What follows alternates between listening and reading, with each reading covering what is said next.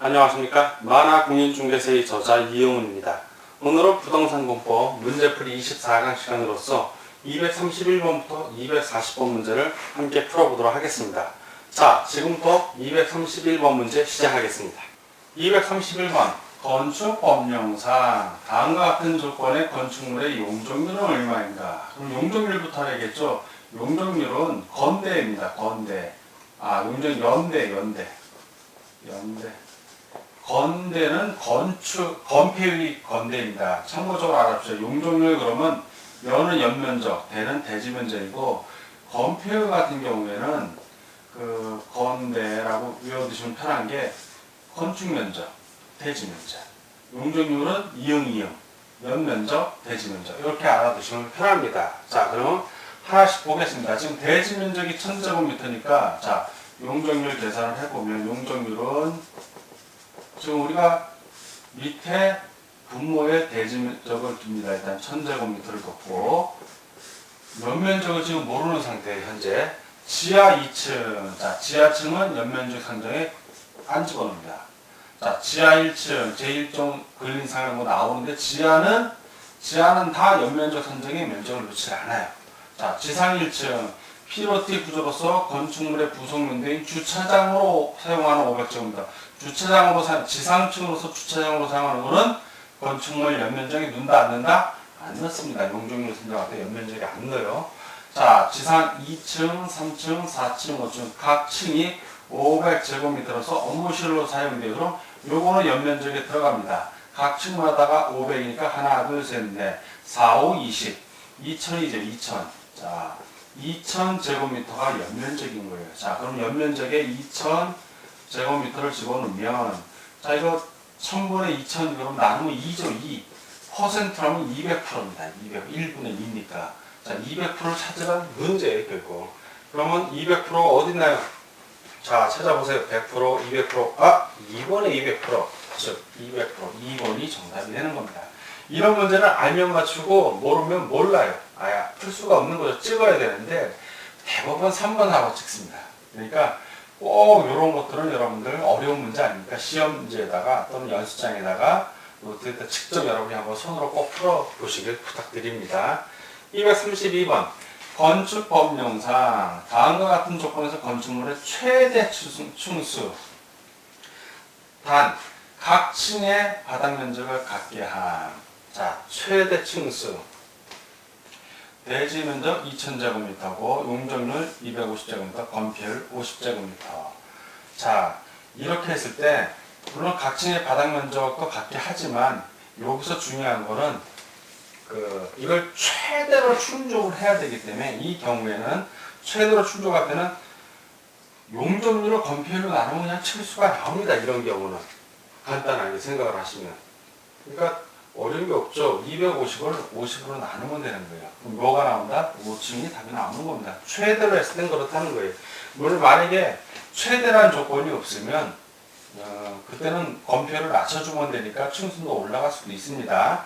자, 233번 문제를 같이 보도록 하겠습니다. 233번 다음과 같이 대지 면적이 1000제곱미터. 자, 대지가 1000제곱미터라고 나와줬습니다. 토지에 지하 1층과 지상 2층의 건물이 있습니다.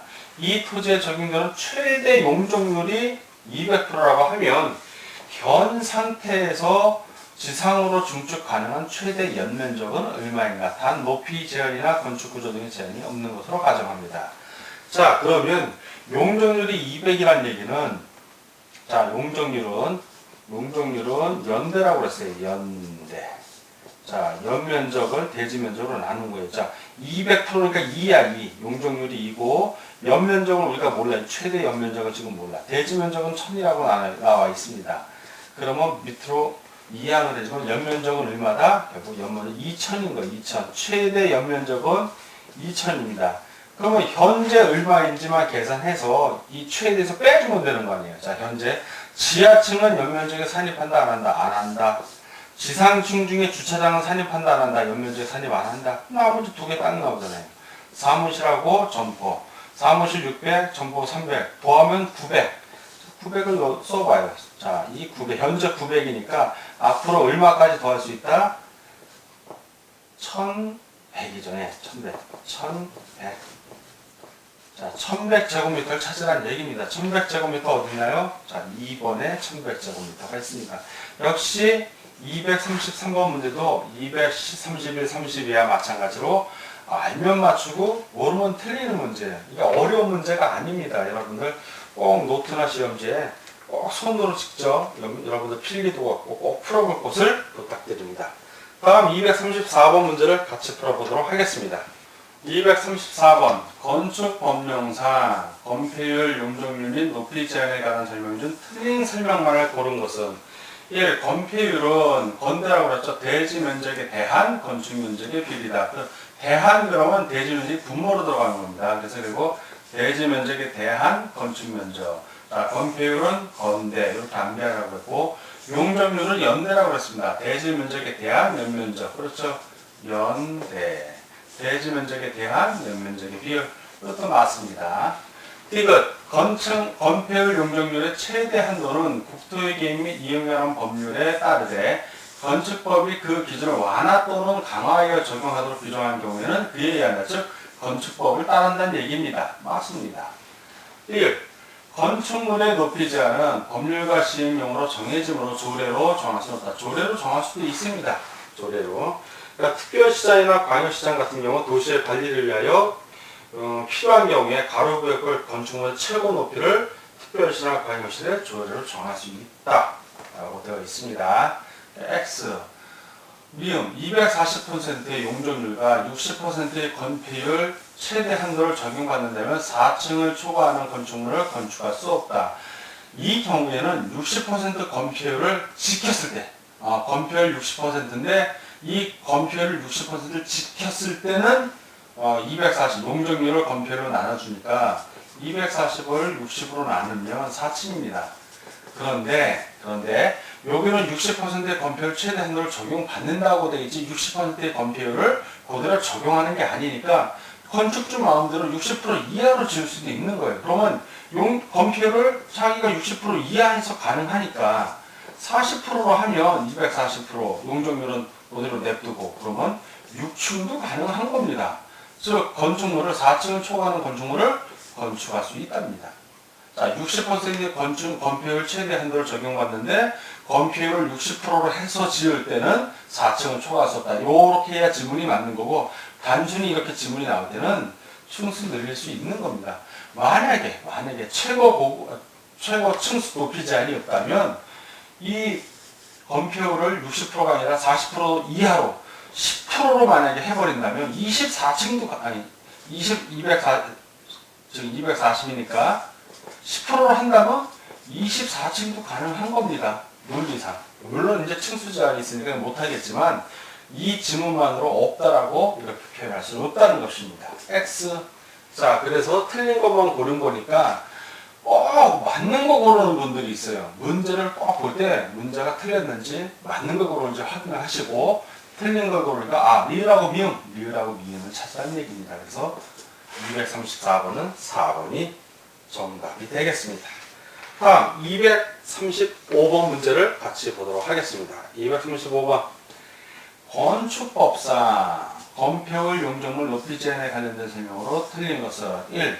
건폐율은 대지 면적에 대한 건축 면적의 비율이다. 건대 맞고요. 2. 용적률은 연대 맞고요. 3. 건폐율 용적률 최소한으로 원칙적으로 국토의 개입 및 이용에 관한 법률의 관련 규정에 의한다. 맞고요. 4. 건축법이 3의 기준을 완화할 수 있지만 강화할 수 없다. 완화, 강화 다 할 수 있습니다. 즉, 건축법에서 건폐율하고 용적률을 완화 또는 강화하여 적용하면 그 건축법을 따르게 되어 있습니다. 근데 강화할 수 없다고 했으니까 X. 일조권 등의 확보를 위해 필요한 경우 건축물의 높이가 제한될 수도 있다. 맞습니다. 다 오고 하나만 해서 틀린 걸 고르니까 235번은 4번이 정답이 되겠습니다. 다음 236번 문제를 같이 보도록 하겠습니다. 236번 건축법령상 지역 및 지구 안에서의 건축 제한 등에 관한 설명으로 옳은 것은 1번 건축물이 미간지구에 걸치는 경우에는 그 건축물과 대지 전부에 대하여 미간지구 안에 건축물과 대지 등에 관한 건축법의 규정을 적용한다. 정확하게 설명하고 있습니다. 2번 시장은 특별시장, 광역시장, 시장을 말합니다. 건축물의 용도 및 형태에 관계없이 동일한 가로구역 안에서는 건축물의 높이를 동일하게 정해야 한다. 관계없이가 아니죠. 건축물의 용도 및 형태에 따라 최고 높이를 다르게 정할 수 있습니다. 다르게 정할 수 있습니다. X. 3번 최고 높이가 정하여지지 아니한 가로구역의 경우 건축물의 각 부분의 높이는 그 부분으로부터 전면도로의 반대쪽 경계선까지 수평거리의 2배가 아니라 1.5배입니다. 1.5배를 넘을 수 없다. 자, 그래서 X고 4번 3층 이하로서 높이가 12m 이하인 건축물에는 1조 등의 확보를 위한 건축물의 높이 제한에 관한 규정을 적용하지 아니할 수 있다. 이런 경우는 2층 이하로서 8m 이하의 건축물입니다. X. 5번 정부 방향으로 도로 등 건축이 금지된 공지에 접하는 대지인 경우, 자, 뭔 얘기냐면 이제 방향을 이러면 이게 북쪽이지 않습니까? 자, 이제 대지가 이렇게 있는데 대지가 이 북쪽 방향의 도로, 건물을 같은 걸 못 짓는다는데, 이건 건물을 못 쳐요. 이런 경우, 공지에 접하는 대지인 경우, 건축물의 높이를 전국 방향 인접대지 경계선으로부터 거리에 따라 대통령령으로 정하는 높이 이하로 해야 된다. 전국 방향에는 지금 도로 같은 건축물 지을 수 없는 공지이기 때문에 의미가 없고, 이때는 정남 방향입니다. 정남 방향, 밑에 쪽이죠. 정남 방향 인접대지 경계선으로부터 그 대통령이 정하는 높이 이하로 해야 된답니다. 왜? 그 밑에 쪽에 있는 건물의 그 일조 때문에 그렇죠. 그러니까 정북 방향이라 정남 방향이라고 기억해 주십시오. X, 다 X고 하나만 O. 자, 옳은 걸 고르니까 236번은 1번이 정답이 되겠습니다. 다음 237번 문제를 같이 보도록 하겠습니다. 237번 건축법상 지하층에 관한 설명 중 맞는 것은 1번 지하층은 건축물 층수의 산입에 된다. 산입되지 않습니다. 2번 지하층의 바닥 면적은 연용률을 산정할 때 연면적에서 제외된다. 맞고요. 3번 반자 높이는 방의 바닥면으로부터 반자까지의 높이를 한다. 다만 한 방에서 반자 높이가 다른 부분이 있는 경우에는 그 각 부분의 평균 높이를 한다. 각 부분의 평균 높이가 아니라 면적에 따라 가중 평균한 높이입니다. 가중 평균 높이 X. 4번 지하층은 건축물의 바닥이 지표면 아래에 있는 층으로서 바닥에서 지표면까지가 높이가 해당 층 높이의 3분의 2 이상이 아니라 2분의 1 이상이 되는 걸 말하죠. 그래서 X. 5번 지하층의 지표면은 각 층의 주위가 접하는 각 지표면 부분의 높이를 그 지표면 부분의 수평거리에 따라 평균한 높이의 수평면을 지표면으로 설정한다. 평균한 높이, 그냥 평균이 아니라 면적에 따라 가중 평균한 높이입니다. 그래서 X, 다 X고 하나만 O, 맞는 것은 237번 되고 2번이 정답이 되겠습니다. 다음 238번 문제를 같이 보도록 하겠습니다. 238번 건축법상 건축물이 있는 대지는 일정 면적에 미달되게 분할할 수 없다. 조례의 기준이 되는 용도지역별 최소 기준 면적으로 옳은 것은, 자, 이거는 도시지역에서 주상공록을 일단 떠올리셔야 되고, 주상공록, 그리고 그 밖의 지역. 뭐 주거지역 같은 경우는 60제곱미터 이상, 그러니까 최저 60제곱미터라는 얘기고요.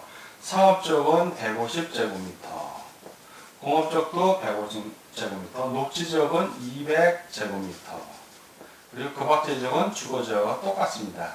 자, 요것을 알고 있냐, 모르고 있냐, 이 문제예요. 자, 제1종 전용 주거지역, 역시 주거지역이니까 60제곱미터입니다. 제2종 일반 주거지역, 역시 주거지역이 60제곱미터입니다. 3번 근린 상업지역, 상업지역이니까 150제곱미터 맞고요. 4. 일반 공업지역, 공업지역은 150제곱미터 이하니까 X. 자연 녹지지역은 330제곱미터, 자연 녹지지역 같은 녹지지역이니까 200제곱미터입니다. 그 이하로는 분할 수 없습니다. 자, 다 X고 하나만 옳은 거를 고르니까 238번은 3번이 정답이 되겠습니다. 다음 239번 문제를 같이 보도록 하겠습니다. 다음 중 건축법령상 건축물이 있는 대지의 분할 제한에 관한 내용 중 면적이 작은 것을 큰 순으로 올바르게 나타내는 것은 방금 아까 우리가 공부한 거 주거, 사업, 공업, 녹지죠. 주거 지역이 60제곱미터, 자 상업지역 150, 공업지역 똑같습니다. 둘 다 150, 그리고 녹지 지역이 200제곱미터. 순서가 이래요.